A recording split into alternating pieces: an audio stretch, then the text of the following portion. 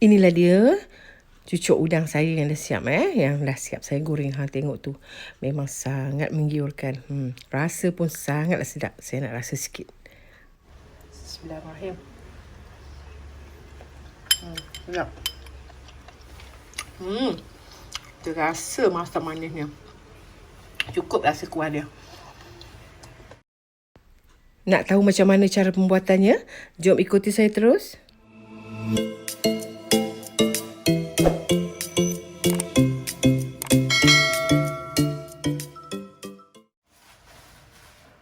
Hai, Assalamualaikum semua. Berjumpa kita sekali lagi di channel Dapur Mama Tira.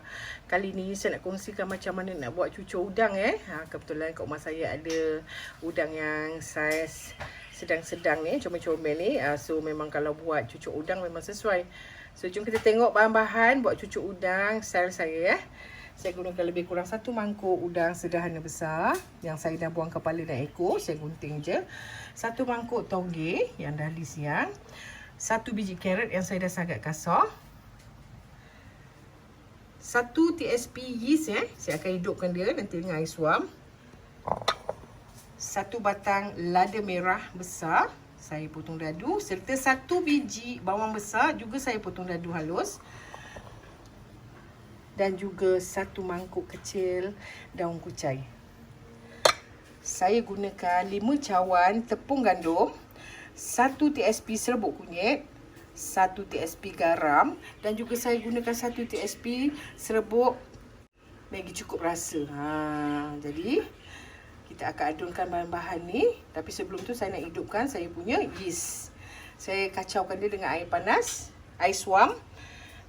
Kemudian kita, bila dia dah hidup dan dia dah berbuih-buih, baru kita tuangkan kat dalam kita punya tepung. Okey, jom kita tengok macam mana cara membuat cucuk udang versi saya Saya rasa ramai pun orang dah pandai.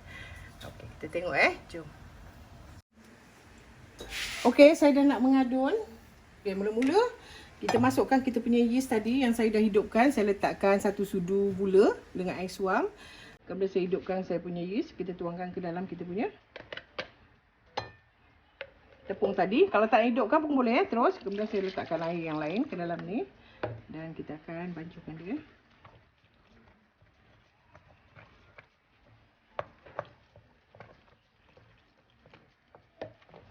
Jangan letak banyak-banyak air. Kemudian kita campur kita punya bahan-bahan lain.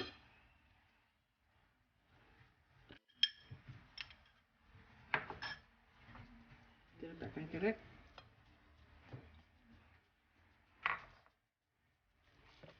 Kacaukan.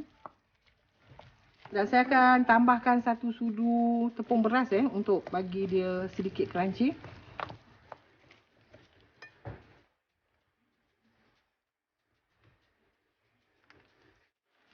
Okay, saya akan letakkan 1 sudu tepung beras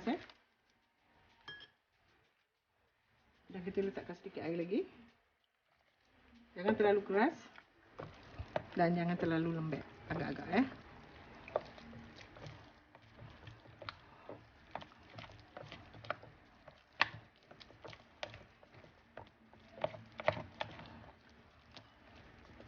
Campurkan rata.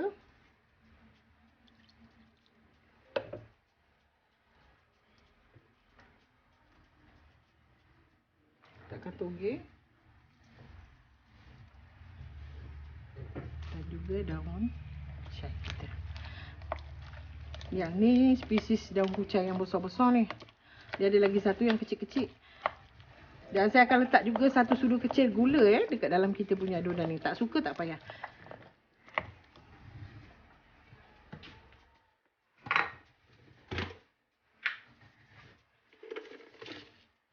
Saya letakkan sedikit.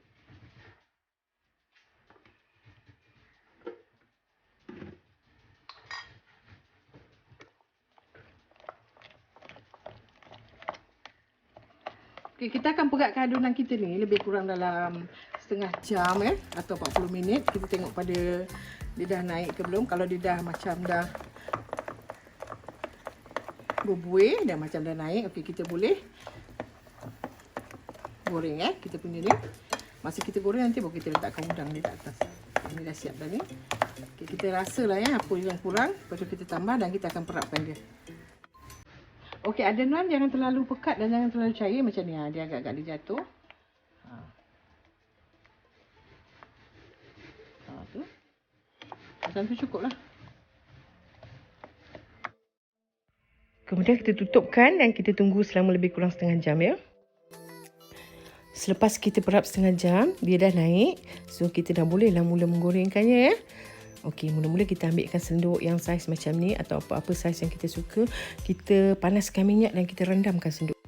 Kita masukkan adonan kita tadi menggunakan senduk lain ke dalam kita punya senduk ni. Kemudian kita ratakan dan kita letakkan seko udang di atas dia. Kemudian kita selamkan kita punya senduk tadi yang ada adonan kita tadi dan kita biarkan dia. Kemudian bila dah agak-agak masak, kita bantu dengan sudu ataupun garpu ke apa-apa senduk lain. Bila dah cukup masak, dia akan keluar senang. Lagi lama kita buat nanti, dia boleh bergolek sendiri keluar sebab dia punya senduk tu dah cukup panas. Terbalikkan mana yang patut, yang dah masak kita angkatkan. Nanti kalau kita tak terbalikkan kan, yang depan masak, yang belakang tak masak buatlah sehingga habis. Lagi panas kita punya senduk, lagi lama kita buat, lagi mudah dia keluar. Tengok tu. Kadang-kadang saya guna senduk, kadang-kadang saya guna sudu untuk keluarkan, kadang-kadang saya guna garpu. Tak masalah sebab dia dah cukup panas. Kita cuik sikit je dia dah keluar. Kemudian kita habiskanlah menggoreng.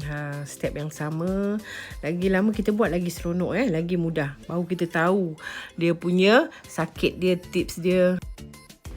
Kalau kata perempuan nak buat dia melekat, itu bukan sebab senduk sebab dia tak panas. Senduk kena betul-betul panas. Baru dia tak melekat. Kalau tidak memang susah kerja. Sekejap melekat, sekejap melekat. Tengok tu akhirnya senduk dah menang.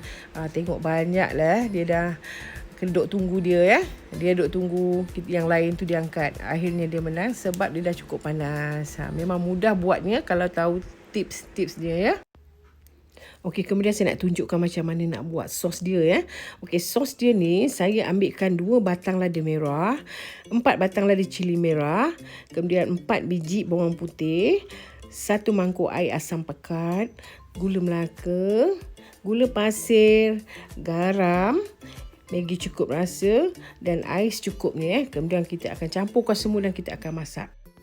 Gula kena banyak sedikit sebab gula ni sebagai bahan pengawet. Bila kita masak lama-lama, kita punya kuah pun akan pekat tanpa tepung jagung. Jadi kita kena letakkan banyak gula. Tengok tu sampai pekat macam ni. Tak lupa saya letakkan 2 sudu besar cili sos. Kita akan kacaukan dia sehingga lebih kurang lekat 1 jam.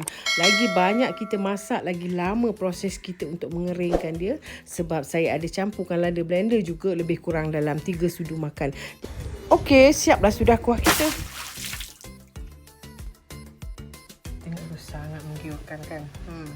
Nampak pun memang berselera Ditambah lagi makan bersama sos yang kita dah buat sendiri Jika suka boleh perahan limau kasturi ataupun lemon sedikit. Dan juga boleh diletakkan juga tepung jagung untuk memekatkan sikit. Tapi saya tak letak sebab saya nak makan pun hari ni buat untuk makan 1-2 hari. Saya tak letak. Tengok tu. Memang sedap. Sekejap lagi saya nak rasa. Apakah rasanya Sebab kalau kita tak letak tepung jagung pun sos ni akan pekat Lepas sehari 2 kita buat dia dah likat. Dan dia sangat sedap sebab kita letakkan kucai bersama dengan sayur-sayuran lain. Jadi bila kita makan tu terasa tergigit kucai dan tergigit pula kita punya udang. Lepas tu ada pula carrot dan toge. Memanglah sedap. Okey, sekianlah sahaja perkongsian saya pada hari ini. Diharap bermanfaat buat semua. Akhir kata, maaf dari saya andai ada kesilapan yang tidak saya sedari Kalau ada komen-komen yang saya belum jawab tu, insya-Allah saya akan jawab lambat atau cepat. Perempuan jangan lupa mencuba buatkan untuk suami dan anak-anak minum petang atau sarapan pagi. Kata selamat mencuba, selamat berjumpa lagi. Assalamualaikum. Bye. Terima kasih kerana sudi menonton. Bye-bye.